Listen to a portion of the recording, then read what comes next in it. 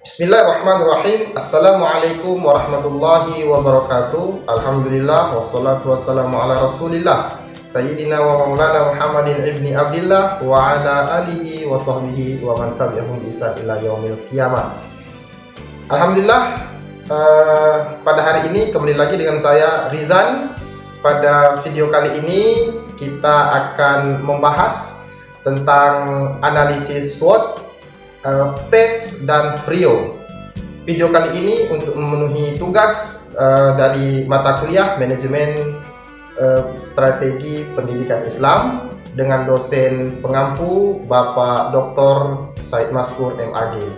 Baiklah pemirsa, pada kesempatan ini izinkan kami untuk sedikit menjelaskan tentang analisis SWOT, analisis PES dan analisis FRIO. Pertama, kami akan menjelaskan tentang analisis SWOT. Ini kita berbicara dalam ruang lingkup dunia pendidikan.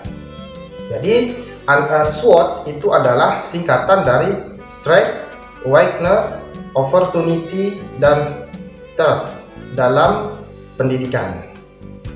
Jadi, pengertian SWOT adalah alat analisis yang digunakan untuk mengevaluasi kekuatan, kelemahan, peluang, dan ancaman yang dihadapi oleh suatu lembaga pendidikan.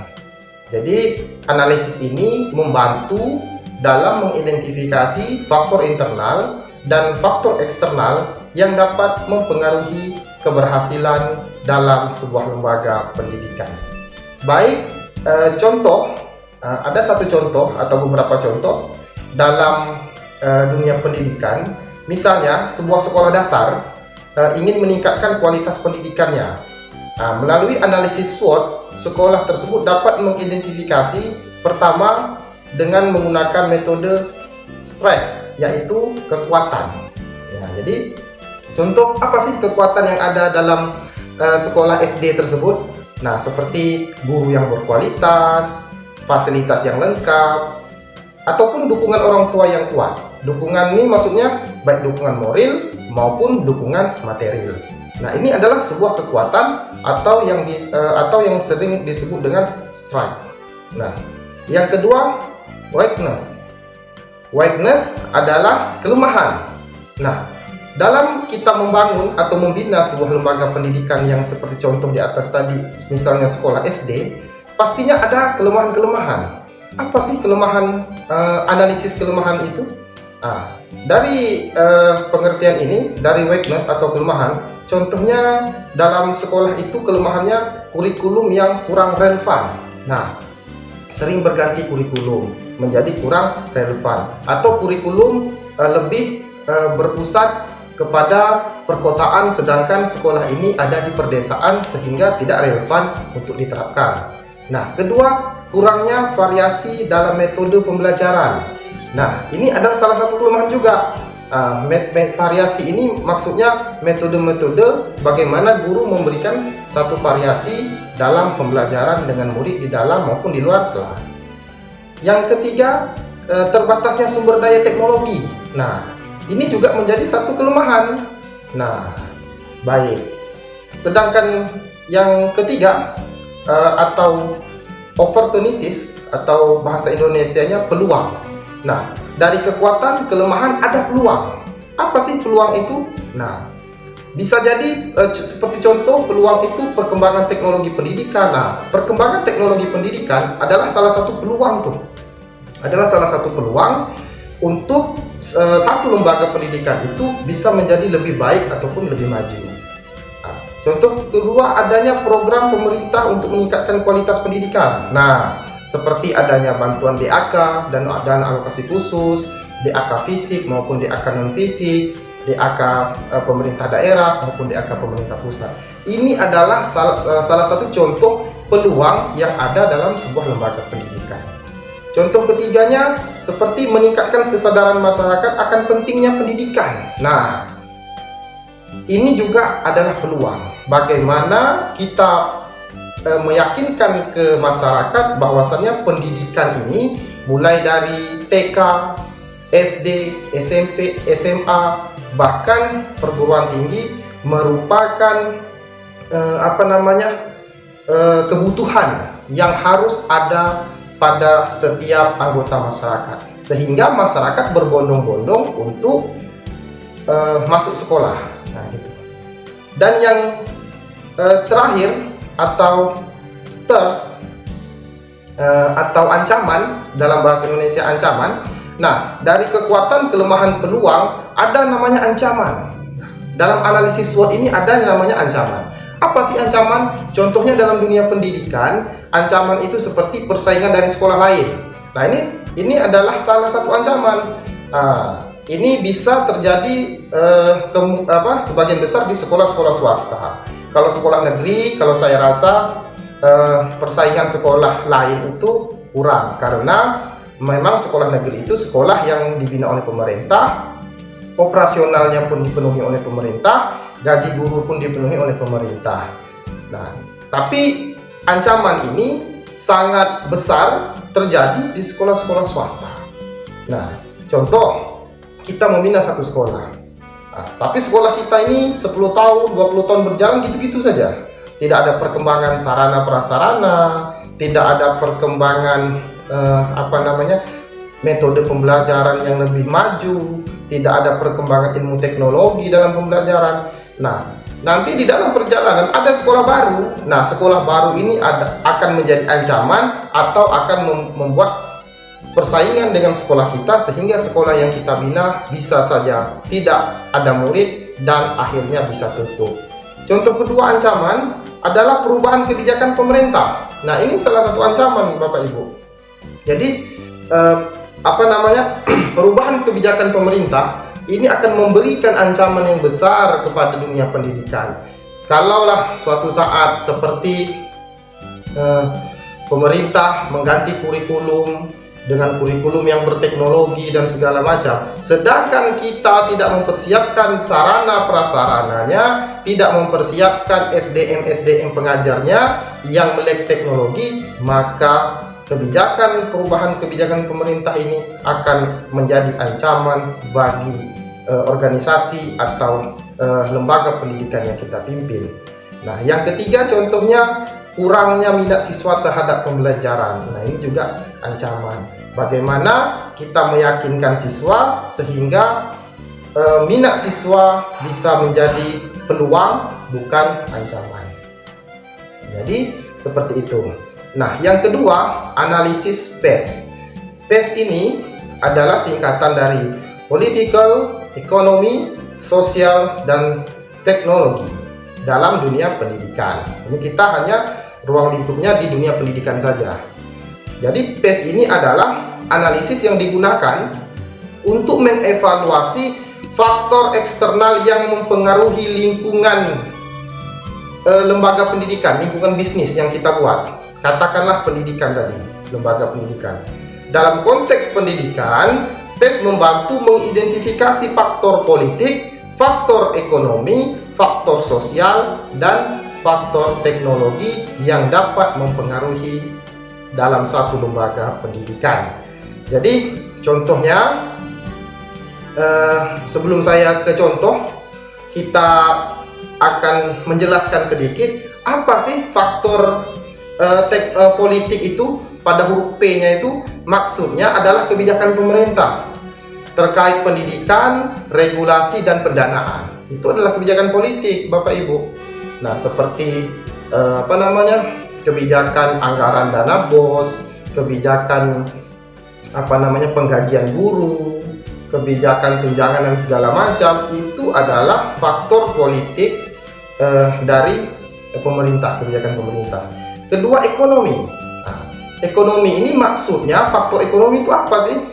Maksudnya kondisi ekonomi negara, tingkat pengangguran, dan daya beli masyarakat. Jadi kalau negara ekonominya rendah, maka segala macam tunjangan yang didapatkan oleh guru ataupun DAK dan alokasi khusus bagi dunia pendidikan itu menjadi terganggu, Bapak Ibu, menjadi terganggu. Nah, setelah itu namanya faktor sosial. Apa sih faktor sosial itu? Nah, faktor sosial itu seperti perubahan demografi, perubahan budaya, dan nilai-nilai masyarakat. Nah, itu akan menjadi faktor dalam analisis PES. Yang terakhir pada huruf T, yaitu teknologi. Apa sih faktor yang terjadi pada teknologi? Seperti perkembangan teknologi informasi dan komunikasi, serta penggunaan teknologi pada pembelajaran. Contohnya penggunaan AI dan segala macam dalam dunia pembelajaran. Jadi kalau kita ambil contoh sedikit, penjelasan contoh sedikit tentang PES ini pada sekolah atau pada perguruan tinggi lah. Kalau tadi di SWOT sudah kita contohkan di salah satu sekolah SD, maka PES ini kita contoh dalam perguruan tinggi. Contohnya pada politik, faktor politik. Nah, perubahan kebijakan pemerintah terkait biaya kuliah, nah itu akan berpengaruh sekali kepada minat mahasiswa untuk melanjutkan kuliah atau calon mahasiswa. Yang kedua, contoh pada politik itu otonomi perguruan tinggi. Nah, aturan-aturan yang ada di perguruan tinggi dan kerjasama internasional. Nah, ini juga sangat faktor yang sangat besar yang bisa terjadi pada politik, pengaruh politik. Yang kedua, pada pengaruh ekonomi nih, faktor ekonomi. Apa sih? Kondisi ekonomi negara yang mempengaruhi daya beli mahasiswa dan orang tua serta peluang kerja lulusan. Nah, ekonomi ini juga berpengaruh Bapak Ibu. Seperti contohnya, setiap tahun perguruan tinggi meluluskan sekian ribu mahasiswa. Dan kalau memang pemerintah atau negara tidak siap untuk mempersiapkan lapangan kerja, maka sebagian besar lulusan-lulusan di Indonesia, kita kalau berbicara Indonesia, itu akan mengalami pengangguran, ya, karena dari faktor ekonomi tadi. Yang ketiga, faktor sosial. Apa sih faktor sosial itu? Nah, contohnya perubahan minat masyarakat terhadap bidang studi tertentu. Nah, yang seperti contoh nih, dulu banyak orang minat menjadi guru, katakan bidang studi pendidikan, menjadi guru. Karena faktor politik dan ekonomi yang menyebabkan orang tahu bahwasannya mungkin guru ini kurang kesejahteraannya, maka hari ini, contoh ya Bapak Ibu, maka hari ini mungkin sangat sedikit orang yang ingin kuliah menjadi guru. Banyak yang ingin kuliah menjadi teknik sipil atau menjadi menjadi ahli teknologi. Karena pengaruh-pengaruh politik dan ekonomi. Nah, contoh kedua dalam sosial yaitu meningkatkan kesadaran akan pentingnya pendidikan tinggi. Yang keempat atau yang terakhir dalam pengertian PES yaitu teknologi, ya. Jadi teknologi ini contohnya perkembangan teknologi pembelajaran online. Nah, pada hari ini kita sebagai mahasiswa program magister di STAIN Sultan Abdurrahman melakukan pembelajaran secara online. Ini juga adalah pengaruh daripada teknologi. Nah, ini adalah pengaruh teknologi. Nah, setelah itu penggunaan big data dalam pendidikan dan segala macam Bapak Ibu, ya, segala macam. Ini adalah pengaruh teknologi. Teknologi ini tidak dapat kita hindari. Memang sudah pada zamannya, ya. Nah, yang terakhir setelah tadi SWOT, PES, yang ketiga atau yang terakhir VRIO. VRIO itu adalah singkatan dari value, reality, imitability, dan organization. Nah, jadi secara singkat VRIO ini digunakan untuk mengevaluasi, Bapak Ibu, untuk mengevaluasi sumber daya dan kemampuan internal suatu lembaga untuk menciptakan keunggulan, kompetitif, dan berkelanjutan. Jadi kalau PES tadi untuk mengevaluasi faktor eksternal, kalau VRIO adalah alat untuk mengevaluasi kemampuan internal. Nah, itu dia, kemampuan internal. Jadi kalau kita berbicara lembaga pendidikan, berarti kemampuan internal yang ada di satu lembaga pendidikan. Nah, itu dia. Kita langsung ke contoh saja. Jadi kalau kita ambil dalam dunia pendidikan, misalnya sebuah sekolah menengah, tadi kan sudah sekolah SD.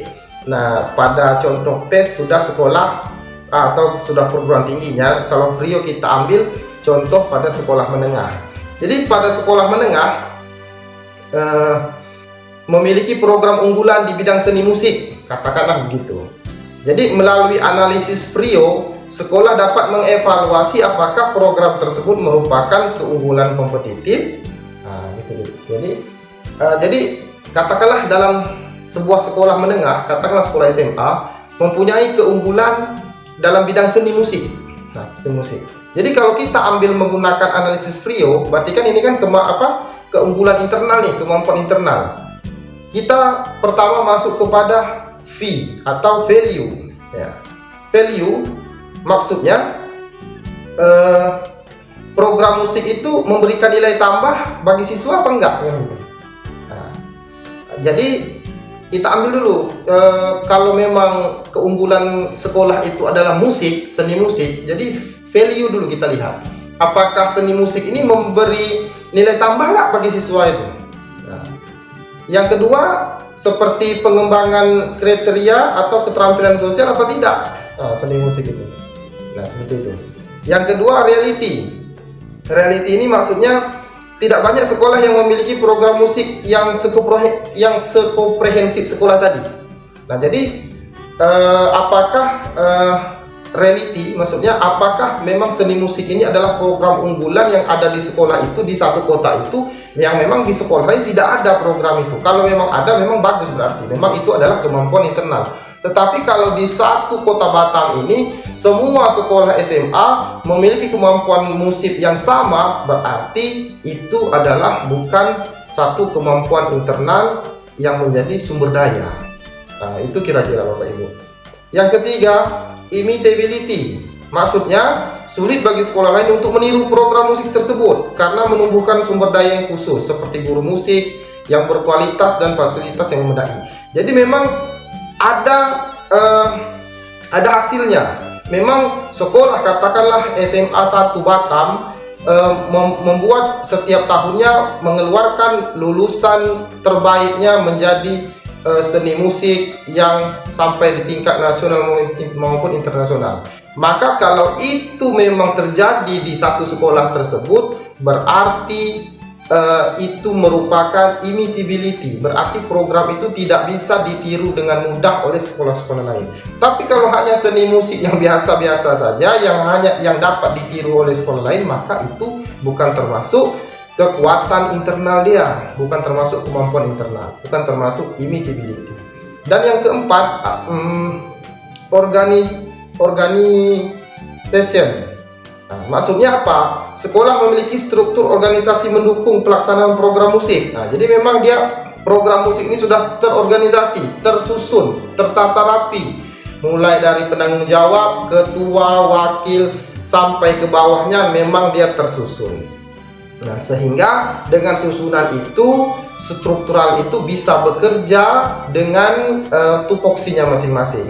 Jadi kalau ini memangnya value-nya ada, reality-nya ada, imitability-nya ada, organization-nya pun ada, sudah lengkap dicek dengan analisis PRIO, maka ini adalah salah satu kemampuan internal yang dimiliki oleh sebuah lembaga pendidikan tersebut.